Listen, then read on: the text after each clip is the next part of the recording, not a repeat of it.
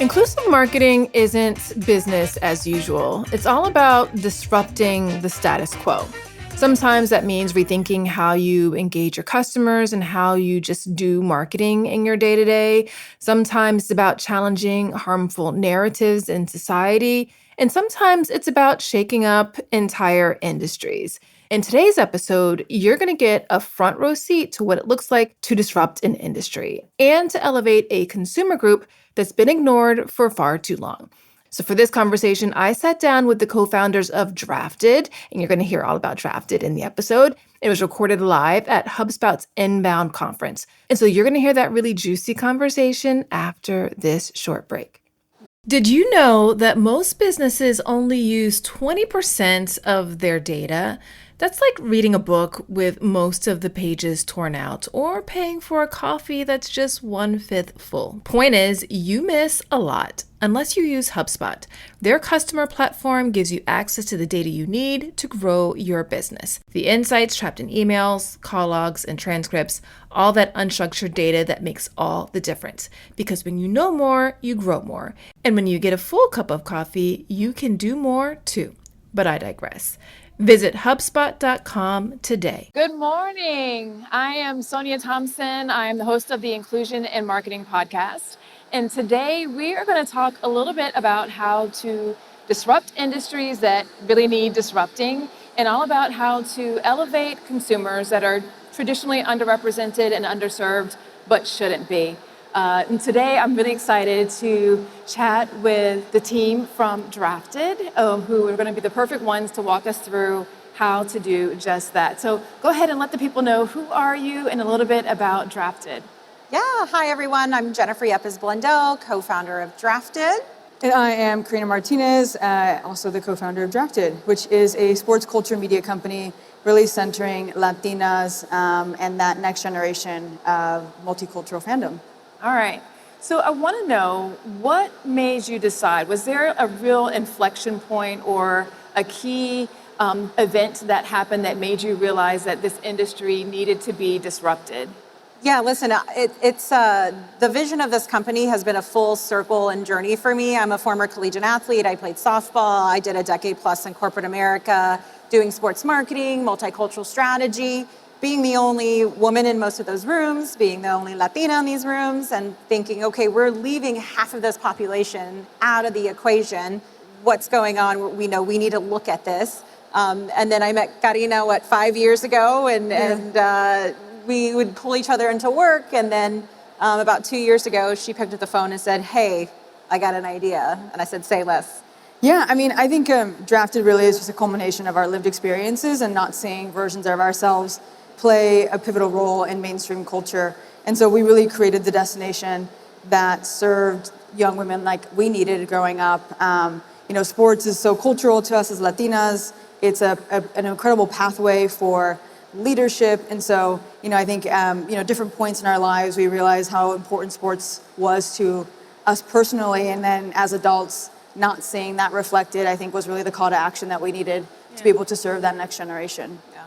So whenever you first started Drafted, what were the assumptions about the industry that you really wanted to challenge with the work that you're doing? I'm going to pull up a slide here because I think it gives you some good kind of visual. But I would say that really the most important thing that we kind of had to set out to prove, unfortunately, was, do Latinas care about sports in a big enough way that you can center an entire company around that? And to us, that felt so obvious. Both Jennifer and I are former athletes, and we're avid fans of a number of different sports. And so it felt so obvious that not only did we care, but it meant so much to us emotionally. But unfortunately, that was kind of the first major hurdle, was how do we teach people to know that this audience not only cares, but is extra passionate. And of course, when we're speaking to businesses, will they spend money on sports and sports culture? And so when we were looking at our business model, it was really important for us to be a media company and not an agency, because media really has the ability to change the conversation and to galvanize in a community. So here are just some of our numbers to give you some of that context. So we're about 2 years old. Actually, I think our anniversary is next week. And this is what we've been able to do in 2 years, build an audience of over 100,000 across channels. Our content organically reaches about 4 to 5 million people every month. And so that was enough of a case study really to show brand partners that this audience really cares. There was a stat that you mentioned when we were chatting before about, I guess, the number of jerseys that Latinas have. That was pretty shocking. Can you share that with us, and just to kind of ground people on why this is an audience that people need to pay attention to? Yeah, I mean, I think to that point is like, we kind of had to build that ecosystem around this consumer with sports centering her. And so when we were thinking about the pieces of that ecosystem, it was content and media, which I think really informs culture and popular culture. But then there's the other component, which Jennifer really has been doing an amazing job, is to be the leaders in data.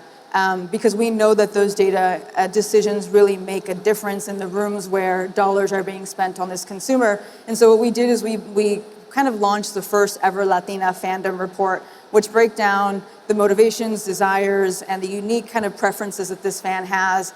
And one of the really cool things that came out of that research was that for every jersey a white woman owns about 1 in her closet, and a Latina owns 7 or more. So I think that is kind of like the halo data point that we use, because it shows passion, because we love sports so much, and it shows our buying intent and our buying purchasing power. And that's the one that really sticks with brands when we say this is how important this fan is. And influence, right? So through that Latina fandom report, we also found that Latinas can influence those around her twice the rate as a white fan across 7 categories. So that's following a team, following an athlete, purchasing tickets to a game. So it's not only watching, but it's attending the game too. These data points never existed until we came along and started to accumulate those data points. So you've got the audience, they've got the passion, they're ready to be elevated, but what resistance did you find as you were going through, trying to really break through and change things up in this industry? I think from an audience perspective, there was no resistance. I mean, I remember when, in the early days looking at some of our following count, I'm like, okay, we're surpassing the people that I know in my ecosystem. It's not just like my mom and my cousins following us. Like, we are in the thousands, and I do not have hundreds of thousands of friends. Unfortunately, on that B2B side, that challenge I see as an opportunity. It's just an opportunity to upskill, right? Upskill that decision maker. So what Karina was saying was, that first question was, do Latinas care about sports? And luckily, we have all that data in our back pocket to prove that out. Got it. All right, so beyond just featuring the stories of women in sports and fans in sports, what does it look like to actively change power structures in sports and media from your perspective? Yeah, I mean, that's a great question. And it's like, I think for us, we always say, can one company really change the culture of sports? And I think really what our goal is to create a ripple effect. I pull up this slide to kind of give you some context on how we view storytelling in our business. And it really looks at not just what's happening on the field, but the impact that this consumer and this culture has on the ecosystem of sports culture. So fashion, beauty, entertainment, family, and traditions. And so, when we think about that ripple effect, it's both how can we change the conversation to make people ask the right questions so that they think about this consumer. But the reality is, like, one company can't change it all. So one of the things that we're really proud of is being able to use our relationships and use kind of the ethos and the mission of our business to create sports as far as like the working in sports ecosystem more accessible to Latinas, because the reality is that if things are going to change, people in the decision-making seats need to either have lived these experiences to bring up this consumer to think about things differently from all the way down to the fan experience, or see the value because of the data and things that we provide. Yeah. Are there any misconceptions about women in sports that you're really excited to dismantle, especially now that you've got so much data? I mean, it's all of it. I think of that sentence right there, women in sports. Yeah. We've always been an afterthought. It's always been the exclusion. from the field to the front office, our narratives have always been missing. Our lenses that we're leaning towards sports has always been absent. Yeah. Yeah, I mean, I think I would add to that, which is sports and women's sports in particular really is kind of this catalyst and this gateway to culture. I mean, we're seeing it in real time happening from, the amazing kind of self-expression things that are happening in fashion and these kind of tunnel moments that these athletes are having, and then that ripple effects into how young children and young girls are dressing, to the music that they're playing. And so I think for us, like, the biggest misconception is that sports and women's sports in particular right now really is this kind of gateway to culture other than just this growing asset, but it is this opportunity for brands, teams, leagues to really change the culture conversation through the lens of sports. Yeah. As you've been blazing this new trail with an audience that generally has not been given the attention that they should have you had to balance any particular pressures from the industry or traditional ways of doing things and interacting to be able to achieve your mission? No, and I think that's the beauty of being a startup, right?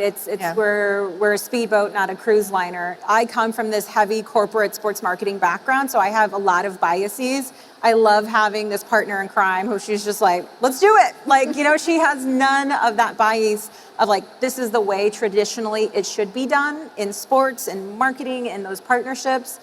And that has been proven to work for us every single time. So really glad that we have this partnership. Yeah, I mean, I would say that like the entire, like from the inception of this business has been to do things completely different. Yeah. I think first starting with culture forward stories that no one really knows exists. And so having to pool some of these stories, whether that's sourcing them from international media outlets or even collecting those from our audience to even the platforms and the mediums that we use. I think what's really beautiful about media is that it's really the opportunity to democratize how we get information now. And so we're really leaning on social because we know that social media is where culture and popular culture starts. We know it's where that consumer learns about these stories or learns about things and either gets inspires or educates or shares. And so it's kind of this really fun Venn diagram where we're looking at media and the way that content distribution happens in a modern way, and we're looking and we're layering on a consumer that's really never been spoken to. So I think when you think about our business, there's really nothing quote unquote traditional from the get. Yeah. How are you going about measuring success? Because like you said, you're charting your own path, you're doing things that haven't necessarily been done before. How are you able to measure both what you're doing and the impact that it's having on the broader culture within sports and media? Yeah, and then please chime in, but I think you can look at it obviously in two folds as quant and qual approach, right? From a quant perspective, just the sheer number of audience that we've accumulated very organically in a very short time. But my personal favorite and what keeps me going every day is the qualitative feedback that we're getting and that we're measuring on a consistent basis, always talking to our community, but even just the inbound response has been just tremendous. Yeah, I mean, that's such a difficult question to ask because how do you quantify cultural impact? But I think what excites me is more anecdotal. And I think because we're so early in our business, is that it's hard to know the impact that we have maybe 5, 10, 20 years from now. But I think the number of messages that we get that say, either I learned about someone that I didn't know about and I shared it, or I've always wanted to pursue golf as a young brown girl, but I didn't know that was accessible. But then you shared a story or you shared a resource, and now I know I can. And so I think those are some of the ways that we directly and indirectly. But I think what's even more exciting is because of our data, because of the mission of our business, we're starting to see some of our data being used in other articles, or people referencing those things or talking about some of those things. And that all has its layers and permeates in how culture is shaped. So I think there's some more feel-good anecdotal, but then that data really is helping us propel that. And I want to add to that because I see our slide, if you want to pull up the Dove example. I think this is a really great example, to your point of looking again at how are we measuring impact, we partnered with Dove for our Super Bowl campaign. Everybody knows that, that you have your hero commercial, but then you have your anecdotal social media campaigns. So Dove had never done an in-culture social forward campaign for Super Bowl. They've always just translated it into Spanish. So when we worked with them and partnered, we really leaned into this cultural insights and found that nuanced, and made a flight of social assets that spoke to what it actually means to be a Latina athlete in culture. And that performed so well in terms of, okay, if you're looking at the Dove original benchmarks for quote unquote general market, that's a 55% engagement rate. Our assets had 96% engagement rates. So, I mean, they were beyond thrilled, and they were like, we need to do more of this. Yeah. Have you found, as you've been going through, that brands are adopting best practices from you all in terms of how to reach Latina consumers? Because I feel like whenever I'm talking to different brands, they think Latina, Spanish, done, right? Yeah. Are there other things that you have been able to help them show them that they need to do to be able to be more effective with reaching this community? Yeah, I mean, I think this Dove example is prime, but and Karina was mentioning that people are starting to note the Latina fandom report, but we'll jump on a client call or a discovery call and they say, we've heard about you, which is the best compliment to get. Yeah. I was like, oh, okay. And, and my instinct is to be like, from where? But I'm like, Karina's like, it doesn't matter. Yeah. It doesn't matter where. I think it's interesting, and I think there's kind of two pieces to this. I think there are brands that are really excited about the kind of new approach that we're speaking to this consumer and come in really curious, and I think those are the ones that we know are willing to take a little bit more of that risk with us, and we're willing to push the boundaries. Like this Dove one was amazing because these are real stories, these are literal videos of these young girls, and it was so fun to see their reaction. So I think there's those that are coming to us with questions, and I think those are the ones where we see opportunity. And then there's others that are still using historical data to say, here's what we've done before. How can you kind of intertwine? And I think that's the part where it's difficult, is that the reason why we exist is to change the way things have been done. And so, I think the more that we continue to grow and kind of create this incredible community that advocates for us as a whole, we'll get more of those curiosity than here's how we've done things in the past. Okay, I've got another podcast recommendation for you. It's Augmenters, hosted by Julie Meyer and Jimmy Edgerton, and it's brought to you by the HubSpot Podcast Network, the audio destination for business professionals. So on this show, Julie and Jimmy dive into mentoring and explore ways to augment and refresh the mentoring environment. They're using 8 core principles that weave relevant spirit guides and diverse guests, and Julie and Jimmy use a lot of humor and practical tips to help mentors and mentees get further, faster together. There's so many great episodes to tune into for this show, but one that you might find especially interesting is their latest episode, number 120, Mentoring Across Gender, Men as Allies and Mentors. Listen to Augmenters wherever you get your podcasts. So as you're working on telling these stories that haven't historically been told and that the community is really responding to and reflecting, are there things that you have been doing to ensure that these stories are changing the way marketers and decision makers at different companies are able to think about how they might need to be considering this community or approaching their community, especially as they're putting into their strategies and plans? Yeah, I mean, I think there's a lot of layers to it. I think first and foremost, like I said, we're social first, so I think that has been really great for us because one of the things that we're really excited about is how the Latina demographic is really growing in the States and really is kind of becoming this mainstream consumer. And so I think for us, like using social as that touch point has been how we're able to really tell those stories. But I think the other one that's really interesting is that we're English first. And that one always perks up a lot of ears because, and it's funny, we're looking at a Spanish one. But this is an exception to the rule. This is an exception. But I think that's one of the things that people are always really curious about because they think Hispanic consumer and they think Spanish first, they think Univision. And the reality is that this next generation is either a couple of generations away from having learned Spanish, but still identifies with some of the, Spanglish kind of elements of how we speak. But they're consuming, both soccer on Telemundo and watching, Netflix and selling Sunset. And, so it's really this multi-dimensional consumer, which is why English is really important to us, because we speak to her in culture, not necessarily in language. And I can elaborate too, an example of like, what does in culture mean? So for this Dove example, yes, the visual asset was in Spanish, but we leaned on this insight that as in our culture, we get labeled with nicknames that describe our body, right? Flaquita, skinny, gordita, heavy, chaparrita, short.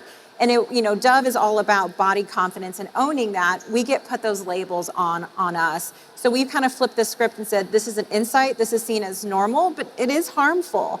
So how do we take that word and that description and flip it on its head? Yeah, you might say I'm gordita, but I think that I'm powerful. Yeah. And so that's that cultural insight. And even though the assets were in Spanish, again, that qualitative engagement and the feedback in the comments was, oh, I see myself, or I've been called gordita, or I'm flaca, or I'm chaparrita. So it's that cultural insight. So you mentioned earlier this whole thought of redefining what mainstream consumer, the general market consumer is. And we hear a lot of whenever brands are thinking about, they've got general market, and then they've got everyone else, and they think about them possibly as like silos or separate types of budgets they need to be thinking about, or campaigns. But this is really what you're starting to call a new general market, and they need to start thinking about Latinas in particular as part of their overall general market. Right. How has it been going for you to sort of redefine the way in which brands are thinking about who their market is and how they are approaching them? Yeah, I mean, what's really cool is that every day, less and less, it's about how we redefine, but it's how culture is being redefined. I'm not making Bad Bunny stream the most in the world. It's because the music speaks so loudly to this audience and to the general market. And so I think it's things that are happening kind of outside of our control that are really being a really powerful catalyst for us, like Bad Bunny effect, and having people who've never spoken Spanish, maybe don't even really have a lot of context with Hispanic culture, but are really enjoying his music and are starting to then poke around and maybe listen to Karol G or Becky G, or starting to ask all the right kind of questions around how they can explore their own cultural nuances for themselves. And so I think for us, like, we're just adding to what already exists and reflecting what already exists. So there's that fun kind of element. And then there's the demographic growth. I mean, there's 30 million and growing Latinas in the United States. And 1 in every 4 Gen Alpha will identify Latina in the next kind of decade. And so those are numbers that all we're doing is we're a reflection of what's already happening in our audience and in our community and across the country. And we're serving this kind of under-celebrated consumer. And I think those really savvy CMOs are seeing that and understanding that, especially from the lens of sport. I mean, you have this Gen Z, Gen Alpha, they're not engaging with traditional sport. They're not watching broadcasts. They want to see the clips. They're not really interested in gameplays. Just show me the highlights, show me the tunnel fit. So they're internally having these conversations and they're seeing the data. We're just providing it on a platform for them. All right, so I know your company is still very young, but thinking forward, if you could wave a magic wand, what would the sports media industry look like in 2030, which is not too far away, by the way. 30. That's not, what are we? We're almost there, Sonia. Yeah, I know. That's tomorrow. Yeah, I mean, it's an interesting question. And maybe 2030 might not be the right time frame, but I think my dream would be that a business like ours isn't needed. And that's a really weird answer, because why would I want to put myself out of business? Yeah.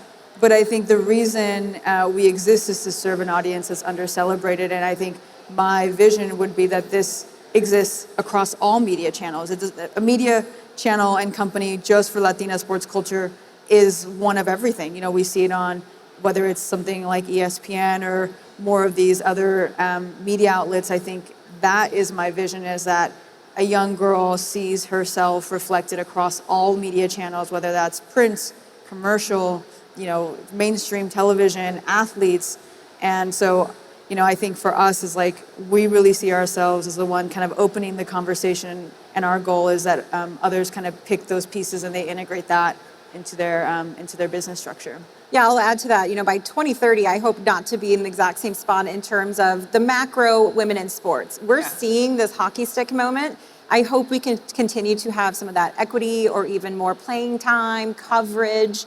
The data and the research shows that, female athletes are bringing in more attention, more viewership. So if by 2030, it has to just be even better placed than where we are right now. Are there any trends specifically in terms of how the industry is changing that you are most excited about in terms of what the potential is and the opportunity is to really sort of change things and disrupt what has been for so long? I love our lens on things. We're not coming at it just play-by-play sports. It's the culture of sports. Fandom is a spectrum, right? I could be a diehard, I love the Green Bay Packers.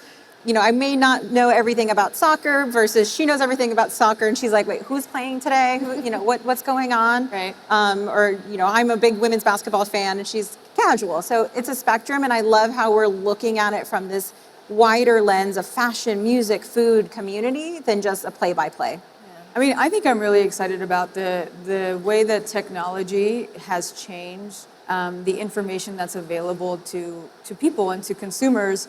And so, when we look at sports consumption now, most of it for Gen Z is happening on social media, which means that, they're watching highlights on TikTok or on Instagram. They're talking about it with their friends, through some of these social channels. And so I'm most excited about how the content can continue to evolve with consumption behavior and how we can continue to find this consumer where they already are and giving them really amazing stories and giving them really great resources that speak to them directly. I think that's really the amazing thing with how media has changed, is that it's really more about interest rather than social. And so how can we continue to use technology to our advantage to meet this consumer where they are so that they start to change their perspective? All right, so this is a two-part question. What advice would you give to other women who want to change the game and disrupt a male-dominated industry? And also, what advice would you give to men who are seeing women entering into a male-dominated industry? Because I know you probably have experience and advice on both sides of things, from what you wish existed and what you've learned that you can share and impart. When you ask that question, I immediately go back to corporate life. From the male perspective, I had some really great sponsors and champions. Mentors are mentors, but you need a sponsor to speak your name in rooms that you are not in already. And I had some amazing male counterparts speaking my names in rooms and giving me opportunities in that corporate sense. In terms of trying to break through from a female perspective, it's like, just keep showing up and stick together. I think that's really beautiful. What we're seeing within our community is that we have thousands of women supporting each other. Hey, I applied for this job. What do you know? Does anybody know anybody here at this sports organization or at this media outlet? So it's sticking together and then just continuing to push through. What advice would I have? Just create your own company. Yeah, just create my company. Just create it. Yes and no, but I think the advice that I have is when we think about our internal lived experiences, we sometimes feel that those are disadvantages and that we have to kind of keep those at bay in order to fit the status quo of whatever room you're in. But the reality is this company is so powerful because of the fact that we pull from our personal lived stories and experiences as a queer woman, as an immigrant, as Latinas. And I think we don't realize that these nuances of ourselves are really this quote unquote superpower. And those are the things that change culture, the way that we, a marketing tactic can be perceived because we use our voice and say, hey, this is how I've seen it, this is how I've lived. And so I really would encourage more women to pull from their personal lived experiences and not be afraid to talk about them and use that as an innovation opportunity, because nobody has lived the life that you live and nobody has the insights that you have. And so how do we use that to our advantage? And I think if I'm looking at it from a male perspective, I think what Jen said is, if as a male I'm in a room and I look around and I don't see, female counterparts, how can I make sure to bring in at least one other person or advocate for others? Because it's sometimes, unfortunately, the way society works is that we as women don't always get access to those rooms. And not only do we not get access, we don't even know sometimes those rooms exist. And so it is, the job of the people who are in those rooms to know, hey, there's something missing here. Hey, there's someone missing here. And that's how we can continue to really shape things and make things a little bit better by advocating for the right people in the right rooms. Very cool. Last question, rapid fire. What is one thing that you would recommend that everyone here can do to support women who are working to change the game in sports? Oh my gosh, I don't know why I'm blanking. Watch women's sports? Yeah, watch women's sports, buy women's sports stuff. But I think it's exactly what I said. It's how are we utilizing our relationships to make things better, and how are we just inviting that one extra person to the room? I think we are sitting here because people have raised their hands and advocated for us, quite literally on this stage, because someone raised their hand and said we needed to be here. And sometimes opening that door really can change the entire trajectory of someone's life or someone's career or someone's perspective. So I think, together is better. All right. Thank you so much. This has been so insightful and a thank lot you. of fun. And thank you all for being here and joining us today. I so enjoyed that conversation with the Drafted team, and I'm really enjoying following along with what the Drafted team is doing and how they are making an impact in changing the narrative about Latinas as consumers for the better. Now, if you're liking this show, I would so appreciate it if you would leave a rating and review for it in your podcast player of choice. It really does go a long way towards helping more people discover the show. Also, are you getting the Inclusion and Marketing newsletter? Each week, I send news, resources, voice of the customer, tips, and more to help you attract and retain a bigger, more diverse, and fiercely loyal customer base. Go to inclusionandmarketing.com/newsletter to get signed up. I'm also going to drop a link for you in the show notes so you can access it easily. Until next time, remember, everyone deserves to have a place where they belong. Let's use our individual and collective power to ensure more people feel like they do. Thanks so much for listening. Talk to you soon.